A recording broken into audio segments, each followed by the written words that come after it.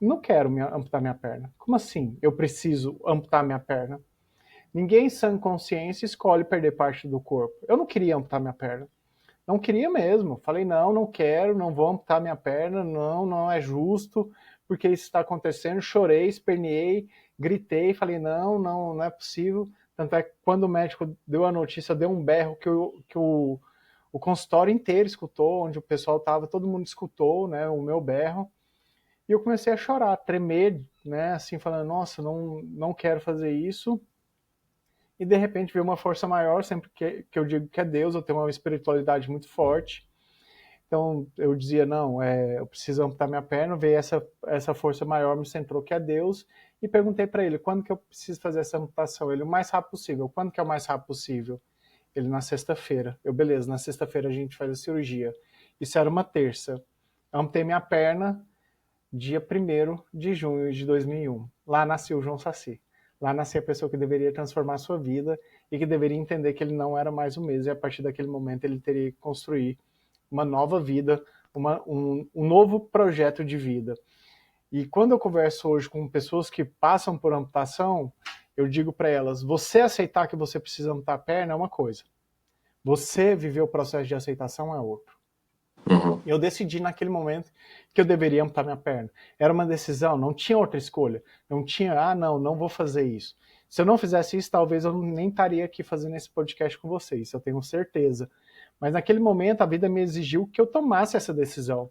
A partir do Uhum. momento que eu tomei aquela decisão, eu teria que viver todos os processos daquela minha decisão, daquele ponto de inflexão da minha vida. A partir daquele momento, eu teria que enfrentar preconceitos, eu teria que enfrentar muitas dúvidas, eu teria que enfrentar olhares curiosos. Então, Uhum. tudo isso faz parte do crescimento e do amadurecimento da aceitação da amputação. Então, você aceitar que você é uma pessoa amputada é um processo diário, é no dia a dia. É ali onde você, de repente, vai sair para um shopping, como eu já saí várias vezes para um shopping, e as pessoas me olharam estranho. E às vezes, por exemplo, eu já fui fazer palestra no interior do Tocantins, onde a pessoa me olhou de cima a baixo, né? Tipo, ela ficou me encarando assim, com o olho arregalado, olhando a minha prótese. Talvez essa pessoa, esse senhor, ele nunca tenha visto uma pessoa amputada. Então é a primeira vez, e o ser humano ele é curioso. Aquilo que é diferente vai chamar a atenção e ele vai olhar para essa pessoa. Se eu não estou fortalecido dentro de mim, eu vou achar que todas as pessoas são preconceituosas. E não dá para você querer obrigar que as pessoas tenham o mesmo nível de consciência que o seu. Porque elas não vivem a sua realidade, eles vivem um outro mundo, Uma outra realidade. uma outra realidade dela. Então, a partir disso, eu tive que começar a me fortalecer para poder lidar com essas adversidades, porque lá em 2001 não tinha redes sociais, não tinha todas as questões, né, de tipo assim, eu convivo com pessoas amputadas. Eu nunca Sim. tinha visto uma pessoa amputada na minha vida também. Eu também não, se eu vi foi uma vez ou outra, e olha lá, eu nem lembrava disso. Então, a partir daquele momento, eu tive que construir uma nova história. E o esporte foi uma válvula propulsora, que me ajudou muito nessa transformação, me ajudou muito nessa mudança de vida. Porque quando eu pulei dentro da piscina, eu vi que eu nadava tão bem quanto meus amigos que tinham as duas pernas. Eu Uhum. usava pessoas que estavam do meu lado, principalmente que convivem comigo, como referência. Bom, se eles nadam bem e eu estou nadando bem, tão bem quanto eles, então quer dizer que eu vou nadar muito bem. E eu comecei a nadar, comecei a competir, ganhei vários títulos nacionais, fui atleta de natação aí paralímpica, fiz índice até para a Paralimpíada de Atenas, lá em 2004, mas só que eu não fui convocado. E hoje, quando eu falo para as pessoas que quando eu amputei minha perna, eu amputei faltando 1 mês e 28 dias para o meu aniversário de 18 anos. Eu acredito que quando você foi fazer 18 anos, Yuri, muita coisa passava na sua cabeça. Muitas coisas, sim. Muitas coisas. Ter carro, sair na balada, enfim. Sim, tudo isso eu falo. Eu queria ir para as baladas, queria ter meu carro, queria trabalhar, escolher minha faculdade, enfim, Sim, né? sim, Falar sim. para É minha uma mãe, transição de vida enorme, né? ainda mais falar assim, brinco, né? Falar para minha mãe, uhul, mãe, manda em mim, mentira, manda Sim. nada. Fiz 18 anos, ninguém mais manda em mim. Aham. Aham, pode, ou doce ilusão. Doce ilusão, doce ilusão, doce ilusão. Então, naquele momento, fui transformando minha vida. Então o esporte veio muito nessa transformação, porque ele me mostrou que eu seria capaz de realizar meus objetivos, que eu seria capaz de realizar meus sonhos, que não seriam a falta de uma perna que iria impedir de eu realizar tudo aquilo que eu tivesse vontade, eu tivesse desejo de realizar na minha vida. Então o esporte ele mostrou muito isso para mim, que ele me daria capacidade para eu poder viver a minha vida da forma que eu quisesse, o máximo potencial dela. Então o esporte me trouxe muito isso. Aí só que quem tem câncer precisa fazer os exames de rotina, eu fiz meus exames de rotina e descobri o câncer pela segunda vez. E a segunda vez é muito pior do que a primeira, porque a segunda vez você tem conhecimento de causa. A primeira vez está lidando todos os dias com uma coisa nova. A Uhum. segunda vez são Você já coisas sabe o caminho, né? o que você vai passar. Já é conhecido.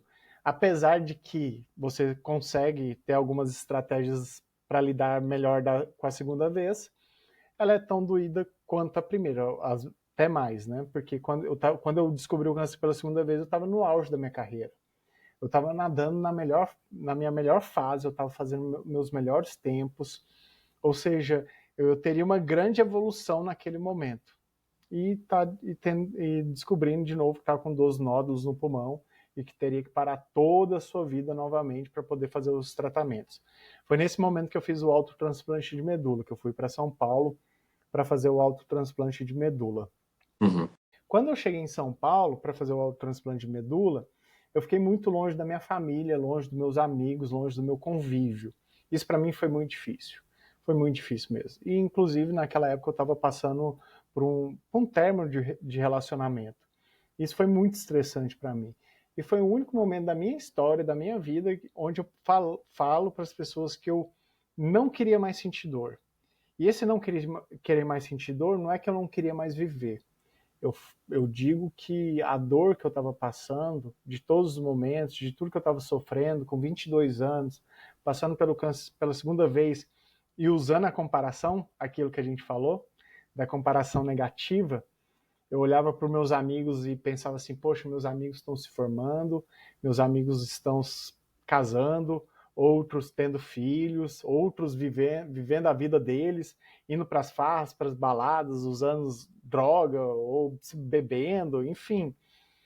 Aquela coisa da juventude sem freio. E eu aqui, que era um atleta de natação, tendo que parar a vida de novo porque está doente. Por quê? Né? Por que disso comigo? O mundo não é justo. O mundo não é justo. Eu ficava me questionando disso, né? E foi o único momento onde eu achava que o suicídio era o final de tudo, né? Que Sim. iria acabar com a minha dor. Sim, e João, acho que você usou, até agora, assim, você usou palavras-chave que eu acho tão valiosas, na real, que é decisão que você teve que tomar, que é dificílima, assumir essa responsabilidade, ter toda essa transformação, ressignificação da vida, e esse momento que tu tá me falando agora, que é o momento onde a gente não vê escapatória, né, da dor, a gente só quer o fim da dor. É um momento muito comum a partir do momento que a dor é tão intensa que a gente não consegue mais vislumbrar futuro, né? Que a Uhum. gente começa a falar assim, meu Deus, por que que eu estou passando por isso e o mundo é injusto, né?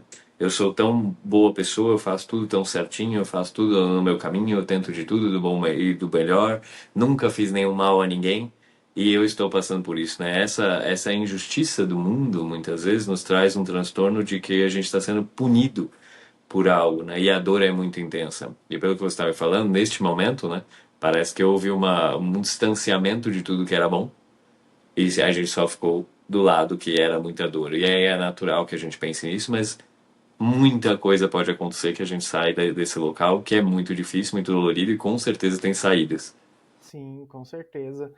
E hoje eu vejo tudo de uma maneira muito simbólica, porque quando eu pensei em suicídio, eu estava no 15º andar, na sacada, e eu olhei para o horizonte. E nessa época estava dando uma chuva torrencial em São Paulo, era chuva de verão, essas chuvas de verão que tem em São Paulo, sabe como que é, É. né? Destrói toda São Paulo. Destrói toda São Paulo, tudo certo, né? Tudo destruído lá. E quando eu olhei para o horizonte, eu vi o sol se pondo. Era como se simbolicamente Deus falasse comigo assim: calma, meu filho, que tudo vai dar certo. Após essa tempestade, o sol vai voltar a brilhar. parece coisas tão banais assim, né? Palavra, tantos jargões aí, tipo, você está falando isso só porque é uma coisa que todo mundo fala, mas não é. Se Mas foi você naquele for, momento que tu percebeu o simbolismo daquilo, que você percebeu a real emoção daquilo ali. sim, Depois de toda a tempestade é sempre uma calmaria.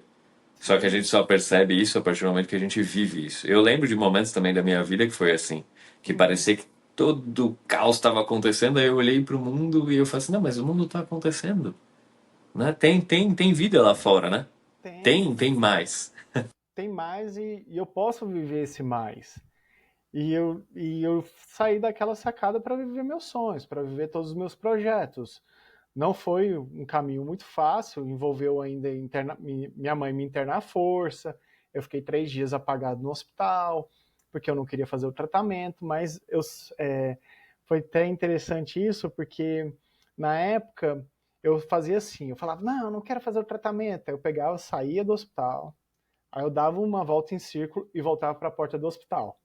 Aí começava aquela discussão toda, não, eu não quero fazer o tratamento. Aí eu saía e fazia. Aí a psicóloga do hospital falou assim: seu filho está pedindo ajuda, mas só que ele não sabe como pedir essa ajuda. Ele está querendo ser ajudado, mas ele não sabe como pedir ajuda. E foi nesse momento que minha mãe tomou essa decisão, que é muito difícil. Poxa, como assim você vai internar seu filho à força, né? Então, naquele momento, ela tomou essa decisão, me internou à força para que eu pudesse fazer o tratamento. Terminei todo o tratamento, cheguei a pesar 52 quilos, eu tenho 1,85 m, com 52 quilos era só a capa do Oh, Batman, meu sim, brinco. muito magro. Batia um vento e saía voando, né? Mas eu terminei, voltei a nadar, voltei aos treinos, foi uma volta muito difícil, foi um recomeço muito difícil. Por quê? Eu era um cara que nadava 5, 6 mil metros por dia e estava tudo tranquilo, né? Tinha o meu Uhum. desgaste. Ali, quando eu voltei a nadar, eu nadava 25, eu estava cansado. Eu nadava 50, eu estava cansado. Então, eu tive que entender que eu estava recomeçando a minha vida, recomeçando os meus projetos, e esse recomeço exigiria mais resiliência, exigiria mais aceitação dos processos que eu estava vivendo. Não ia ser diferente. Eu não ia voltar a ser o mesmo atleta de antes do tratamento. Eu tinha que recomeçar toda a minha trajetória. Mas voltei a nadar, voltei a competir. Aí em 2009 eu descobri o câncer pela terceira vez. Aí eu brinco, né, nas palestras, falo assim, bom, não morri no primeiro, não morri no segundo, meu amigo. Não vai ser no Terceiro tá de terceiro. boa. No terceiro já tá, a gente já costuma receber notícia ruim, né? Eu sempre falo isso. Que aí, naquele momento, você acostuma receber as notícias ruins e fala, não, beleza, já sei o que que é, deixa eu fazer as coisas aqui. O médico que falou para mim que eu estava com nódulo estava mais assustado do que eu. Eu falei, não, eu já sei o que que é, beleza, vou lá fazer o tratamento. Fiz a cirurgia, retirei o nódulo, tranquilo. Aí em 2010 eu fiz meus exames de rotina e descobri o câncer pela quarta vez. E dessa vez o médico iria tirar parte do meu pulmão esquerdo. E quando ele falou que ele teria que tirar parte do meu pulmão esquerdo, ele falou que eu não seria mais competitivo. Mas é uma opinião dele, não é minha opinião. Eu sei quem eu sei da minha essência. E quando eu entrei dentro da piscina, quando eu comecei a nadar, para expandir o pulmão mesmo, para que eu não tivesse tanta dificuldade respiratória assim, eu falei assim: nossa, eu não consigo nadar só por nadar. Eu preciso fazer mais coisas, eu preciso competir.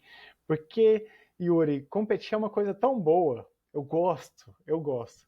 Às vezes eu fico em último, às vezes eu fico em penúltimo, mas eu não tô nem aí, porque eu tô ali para me divertir, para fazer aquilo que eu gosto de fazer. E é uma sensação muito boa, porque você acaba superando a si mesmo.